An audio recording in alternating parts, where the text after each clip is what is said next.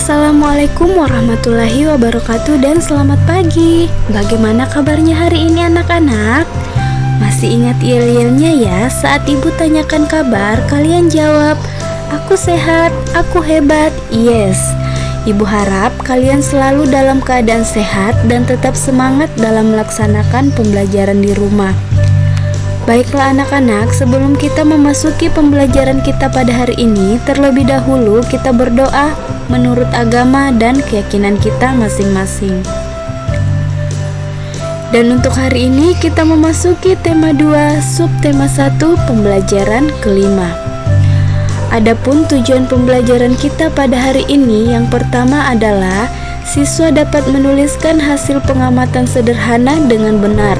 Yang kedua, siswa dapat menyebutkan isi teks pendek yang dibacakan dengan benar. Yang ketiga, siswa dapat mengelompokkan hal yang harus dilakukan dan yang tidak boleh dilakukan dalam kehidupan sehari-hari di rumah dengan benar. Dan yang keempat, siswa dapat mensimulasikan kegiatan sesuai aturan yang berlaku di rumah dengan benar. Langsung saja kita memasuki materi kita pada hari ini. Untuk yang pertama adalah kegiatan Ayo Membaca. Nah anak-anak, sebelum kalian membaca teks percakapan antara balon dan perahu kertas, terlebih dahulu kalian mendengarkan ibu membacakan teks percakapannya ya. Silakan disimak baik-baik anak-anak. Perahu, bagaimana cara kamu berlayar? Dengan bantuan angin balon. Angin? Apa itu angin? Angin itu udara yang bergerak. Kalau kamu, mengapa bisa menggelembung? Karena di dalam perutku juga ada udara perahu. Ketika udara itu ditiupkan, aku dapat menggelembung. Berarti udara sama-sama berguna bagi kita. Nah, anak-anak, kalian bisa mengulang percakapan berikut di rumah ya. Silahkan minta bantuan ayah, ibu, atau wali kalian untuk menemani kalian membacakan percakapan antara balon dan perahu kertas. Nah sekarang untuk lebih memahami maksud dari percakapan ini, ayo kita jawab bersama soal-soal percakapan berikut ya. Yang dimana soal-soal ini jawabannya terdapat di dalam teks percakapan antara balon dan perahu kertas. Untuk nomor 1, apa yang dibicarakan perahu kertas dengan balon? Kira-kira apa ya anak-anak? Iya, perahu kertas dengan balon membicarakan tentang angin. Soal nomor 2, mengapa balon bisa menggelembung? Balon bisa menggelembung karena ada udara yang ditiupkan ke dalam balon. Jadi anak-anakku harus tahu ya, jika kita tidak meniupkan udara ke dalam balon, maka balon tersebut tidak akan menggelembung. Untuk soal nomor 3, mengapa perahu kertas bisa berlayar jika diapungkan? Nah, perahu kertas bisa berlayar jika diapungkan karena adanya bantuan angin. Jadi, jika angin tidak bertiup, maka perahu kertas juga tidak akan bisa berlayar ya. Untuk nomor 4, sebutkan beberapa benda yang memiliki sifat yang sama seperti balon. Kira-kira benda apa saja ya? Ya, benda yang memiliki sifat sama seperti balon adalah ban dalam mobil atau motor. Jadi ban itu jika sudah dipompa, dimasukkan udara ke dalamnya, maka dia akan menggelembungnya. Kemudian benda yang kedua adalah kantong plastik jika ditiup, dan ban pelampung yang dipakai untuk berenang. Jadi semua benda-benda ini jika sudah diisi oleh udara, maka mereka akan menggelembung. Jadi sampai sini sudah paham ya anak-anak? Untuk lebih memahaminya lagi, sekarang coba kalian dengarkan ibu membacakan teks berikut ya. Meniup balon. Balon terbuat dari bahan karet. Karet bersifat lentur dan elastis. Saat kita meniup balon, udara masuk ke dalam balon. Balon yang kita tiup akan menggelembung. Udara akan menekan balon ke segala arah. Udara dalam balon akan menyesuaikan dengan bentuk balon. Begitu juga dengan kantong plastik. Artinya, bentuk udara mengikuti bentuk wadahnya. Nah, anak-anak, untuk lebih memahami isi dari teks percakapan yang sudah kita dengarkan, ayo kita jawab bersama soal berikut ini. Soal nomor 1, bagaimana bentuk udara ketika ditiupkan ke balon? Ada yang tahu anak-anak?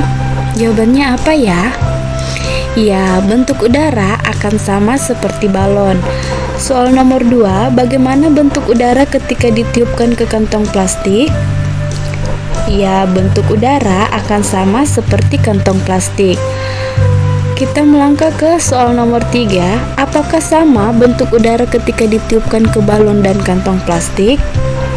Bentuk udara ketika ditiupkan ke balon dan kantong plastik akan berbeda ya. Kenapa bisa berbeda ya? Ya, karena balon dan kantong plastik memiliki bentuk yang berbeda, sehingga udara yang masuk ke udara atau kantong plastik akan menyesuaikan dengan wadahnya. Untuk soal nomor 4, bagaimana menurutmu sifat udara? Nah, untuk lebih jelasnya, sifat udara itu berbeda-beda mengikuti wadahnya atau tempatnya. Jadi anak-anakku harus ingat ya, sifat udara itu ketika ditiupkan ke dalam suatu tempat, maka dia akan mengikuti bentuk dari tempat tersebut. Sampai sini sudah paham ya anak-anak? Nah, sekarang ayo kita mengamati gambar berikut ini. Kira-kira Udin dan teman-temannya sedang melakukan apa ya? Ya, mereka sedang melakukan olahraga. Coba diperhatikan anak-anak. Nah, ketika kita bermain, semua ada aturannya. Aturan itu berlaku di rumah, di sekolah, ataupun di lingkungan masyarakat. Nah, aturan berbeda-beda ya.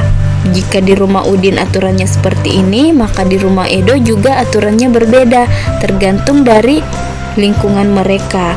Nah, ayo kita simak baik-baik bacaan berikut ini. Bermain ada aturannya. Setiap aturan permainan harus dipatuhi. Ketika bermain tidak boleh curang. Aturan tidak hanya ada dalam permainan saja. Di rumahku juga ada beberapa aturan. Teman-teman mau tahu? Nah, sekarang ayo kita lihat aturan di rumah Beni. Di bawah ini adalah beberapa aturan di rumah Beni. Silakan disimak ya. Aturan di rumahku. Yang pertama, bangun pagi pukul 5.00. Yang kedua, setelah bangun merapikan tempat tidur.